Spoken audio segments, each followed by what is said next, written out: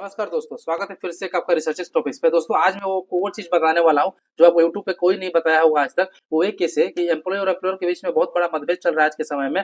Bank KYC pending with employer को लेकर चलते हैं, क्योंकि दोस्तों कंपनी के पास रिक्वेस्ट चली जाती है तो बहुत कंपनी ऐसी है जो कहती है कि आपका रिक्वेस्ट मेरे पास आया ही नहीं कि हम अप्रूव कैसे करें, या कह देता है कि डिजिटल सिग्नेचर जो है वो एक्सपायर हो चुका है। ऐसे कंडीशन में लोग मेंबर जो है उदास रह जाता है और उसका पैसा नहीं निकल पाता है सही समय पे। तो दोस्तों आज हम बताने वाले हैं कि कंपनी आपसे झूठ बोल रही है कि सही बोल रही है, वो कैसे उसको पता करेंगे। क्योंकि आपका केस में तो वो बोल दिया, आपने सुन लिया, लेकिन उसको पता आपको करना पड़ेगा। क्योंकि अगर आपको सही झूठ बोल रहा होगा तो फिर आपको उसको बता सकते हैं, सर आपने मुझे झूठ बोला है, मेरा बैंक के वजह से आपके पास गया है लेकिन आप अप्रूव नहीं कर रहे हैं उसको। तो वो समझ जाएगा कि बंदा बहुत होशियार है और आपका काम को बहुत आसानी से कर देगा। क्योंकि जो व्यक्ति अगर कंपनी के डेटा को समझ सकता है वो बहुत आगे तक निकल सकता है। तो आइए दोस्तों हम आपको बताते हैं कि किस तरह से बैंक का डेटा को चेक किया जाता है। उससे पहले अगर आप नए हैं तो चैनल को लाइक सब्सक्राइब जरूर कर दीजिए दोस्तों, क्योंकि आपको इस तरह से इन्फॉर्मेटिव वीडियो आपको इसी चैनल पर मिलता है, दूसरे चैनल पर नहीं मिलता है। आइए चलते हैं होम स्क्रीन पर, देखते हैं कि कंपनी को डेटा को किस तरह से चेक किया जाता है। ईमेल नंबर आपको सॉरी यहाँ पे कोई ईमेल नंबर की जरूरत नहीं है। आपको यहाँ पे देखिए गूगल क्रोम में फिर मोजिला फायरफॉक्स ओपन कर लेना है, मोबाइल से या लैपटॉप से भी आप चाहेंगे दोस्तों सीखने के लिए ना, तो आप लोग सीख सकते हैं बहुत बेहतरीन तरीके से। क्योंकि मैं जिस तरह से बताता हूँ वो आप शायद ही कोई आपको यूट्यूब पे बताएगा। आपको यहाँ पे लिखना है केवल ईपीएफओ, ठीक है ना दोस्तों। जैसे लिखेंगे दोस्तों तो आपको यहाँ लिंक दिखाई दे रहा है, एम्प्लॉय प्रोविडेंट फंड ऑर्गेनाइजेशन, आपको इस पर क्लिक करना है। देखिए दोस्तों जैसे ही हमने ईपीएफओ लॉगिन लिखा है दोस्तों, देखिए आपको ये जो आधिकारिक पोर्टल है पीएफ का, employees provident fund organisation India का लिखा हुआ है। आप यहाँ देखिए दोस्तों, यहाँ पे बहुत सारा लिंक दिखाई दे रहा है। अब इस लिंक के अंदर आप सोचेंगे कि हम क्या क्लिक करें कि हमको वहाँ कंपनी का जो डेटा है हम चेक कर सकें, ताकि हमें कंपनी से धोखा करने से बचे। तो देखिए दोस्तों आपको यहाँ पे सर्विस पे आना है और यहाँ पे लिखा हुआ है फॉर एम्प्लॉयर्स, आपको फॉर एम्प्लॉयर्स पे क्लिक करना है। देखिए दोस्तों अब जो है यहाँ पे आपको दिखाई दे रहा है, यहाँ पे नीचे आएंगे तो यहाँ दिखाई दे रहा है दोस्तों सर्विस में। यहाँ पे देखिए कि सबसे नीचे लिखा हुआ है एस्टेब्लिशमेंट सर्च। देखिए ध्यान से दोस्तों, ये बहुत ही इंपॉर्टेंट लिंक है। इसके अंदर कंपनी का बहुत कुछ छुपा होता है, लेकिन आप लोग जानकारी नहीं है, इसके चलते आप लोग मूर्ख बन जाते हैं। तो जानकारी देने वाला अगर कोई सही व्यक्ति मिल जाए ना, तो कंपनी कभी भी किसी झूठ नहीं बोलेगी और सारा काम अपने टाइम से करके देगी। लेकिन फर्क यह है कि नॉलेज बिना जो है वो अपना फायदा उठाती है। दोस्तों यहाँ पे आपको सर्च देखिए लिखा हुआ है एस्टेब्लिशमेंट सर्च, देख सकते हैं ध्यान से लिखा हुआ है एस्टेब्लिशमेंट सर्च, इस पे क्लिक करना है आपको।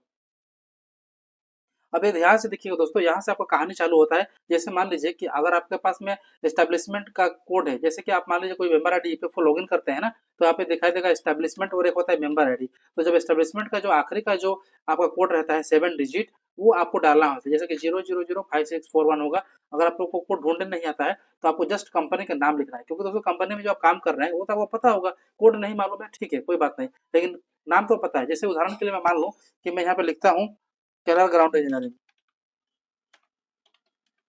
क्योंकि कंपनी में जब काम करते हैं दोस्तों तो कंपनी का नाम पता ही रहता है। तो देखिए दोस्तों केलर ग्राउंड मैंने लिखा, ये कंपनी का एक डेमो दिखा रहा हूँ दोस्तों। मेरे केस में ऐसा है, आपके केस में होगा, वो आप इसको ध्यान से देख लीजिएगा। अब यहाँ से दोस्तों क्या करना है, सर्च पे क्लिक करना है। अब ये देखिए दोस्तों, यहाँ पे सामने आपको मैं दिखा रहा हूँ, जैसे आपने केलर ग्राउंड लिखा और यहाँ पे सर्च करके आपने कैप्चर को फिल किया, तो यहाँ देखिए आपका कंपनी के अंदर जो है यहाँ पे नाम वो साफ साफ आ गया। मैंने छोटा नाम लिखा था पर यहाँ उसका कंपनी का फुल नेम आ गया। उसका एड्रेस क्या है, तो ये है। अब यहाँ से दोस्तों करेंगे तो कैसे करेंगे, क्योंकि यहाँ से दोस्तों आपका सारा कहानी चालू होता है। यहाँ पे दो ऑप्शन है, व्यू डिटेल्स रिपोर्ट और व्यू डिटेल्स, और एक आता है व्यू रिपोर्ट। तो आप क्या क्लिक कीजिएगा, तो दोस्तों आपको व्यू रिपोर्ट पे क्लिक करना है। एक्शन पे देखेंगे नीचे तो ये दो अलग अलग लिंक है। यहाँ पे एक फॉरवर्ड स्लैश का ऑप्शन दिया हुआ है, व्यू डिटेल्स व्यू रिपोर्ट, तो व्यू रिपोर्ट पे क्लिक करते हैं। अब ये देखिए दोस्तों, यहाँ पे सारा चीज यहाँ पे आ चुका है। अब यहाँ पे देखिए मैं आपको दिखा देना चाहता हूँ, number of members who availed advance settlement FY 2025। तो इनका जो है अभी सब कुछ हो चुका है, तो ये यहाँ पे जीरो दिखा रहा है। यहाँ पे देखिए दोस्तों नीचे आपको एक दिखाई दे रहा है pending KYC to be approved, यहाँ पे जीरो। यानी ये जो कंपनी है वो अपना सभी लोगों का केवाईसी करके रखी है, इसीलिए यहाँ पे जीरो दिखाई दे रहा है। अगर दोस्तों अगर आपके केस में अगर कंपनी अगर आपका पेंडिंग में रखा हुआ है, तो जितने आदमी को पेंडिंग में रखा होगा, 10 आदमी, 15 आदमी, 20 आदमी का, तो यहाँ पे सभी लोगों का दिखा देगा कि इन्होंने इतने आदमी का पेंडिंग जो है केवाईसी करके रखा है, पेंडिंग में और अप्रूवल नहीं किया है। ताकि आप कंपनी को जाके दिखा सकते हैं फोटो खींच के, तो सर देखिए pending KYC to be approve इतना दिखाई दे रहा है, लेकिन आप जो है अप्रूव किया नहीं है। अब कोई कंपनी कहता है कि मेरा डिजिटल सिग्नेचर एक्सपायर हो गया है, तो यहाँ पे देखिए दोस्तों डिजिटल सिग्नेचर सर्टिफिकेट ई साइन रजिस्टर्ड, तो यहाँ पे दिखाई दे रहा है नॉट अवेलेबल, यानी कि जो है इनका डिजिटल सिग्नेचर अभी अप्रूव नहीं हुआ है। लेकिन अगर अप्रूव हुआ रहता तो यहाँ पे ऐसे लिख देता। तो ऐसा कंडीशन में आप देख सकते हैं कंपनी जो आपका सही बोल रहा है कि झूठ बोल रहा है। और फॉर्म 15 सबमिशन में देख सकते हैं यहाँ पे total EPF contribution account 01, EPS contribution 0 0 दिखाई दे रहा है। अब यहाँ पे देखिए दोस्तों, कितने लोगों ने इनके कंपनी में जितने लोग काम किए हैं, तो कितने लोगों ने मतलब कि इनका अप्रूवल ई नॉमिनेशन किया है। तो नॉमिनेशन अभी बहुत कम ही लोग किया है, जिसके चलते दिखाई दे रहा है पेंडिंग 100%, यानी कि कोई केवाईसी किया ही नहीं है, आपने ई नॉमिनेशन फिल किया ही नहीं है इस कंपनी के अंदर में। तो देखिए दोस्तों, ये कितना बेहतरीन तरीका है। अगर कोई बैंक केवाईसी यहाँ पे पेंडिंग रहता है ना, तो दिखा देता है bank pending KYC to be approve, और आप जाकर कंपनी को दिखाते ऑफिस में, सर देखिए आपने तो इतना का केवाई नहीं है, और आप बोलते हैं कि मेरे पास कोई रिक्वेस्ट आता नहीं है। तो सोचिए दोस्तों, कितना बढ़िया चीज है ईपीएफओ की तरफ से कि आप कंपनी का पूरा डेटा चेक कर सकते हैं इसके अंदर, ताकि कंपनी आपको झूठ बोलने से बचे।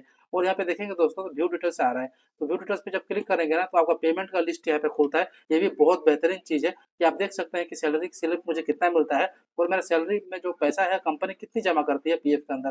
तो आप इन सभी चीजों को देख सकते हैं, एक एक चीज को जब ओपन करेंगे, तो आपको कंपनी का नाम, कोड, और उसके बाद में कि उसका पिन कोड क्या है, पूरा एड्रेस आपको दिखाई देगा। और नीचे जब आएंगे दोस्तों, तो आपका पूरा यहाँ पे एक एक चीज को देख सकते हैं, कंपनी का सब कुछ डेटा यहाँ अवेलेबल है।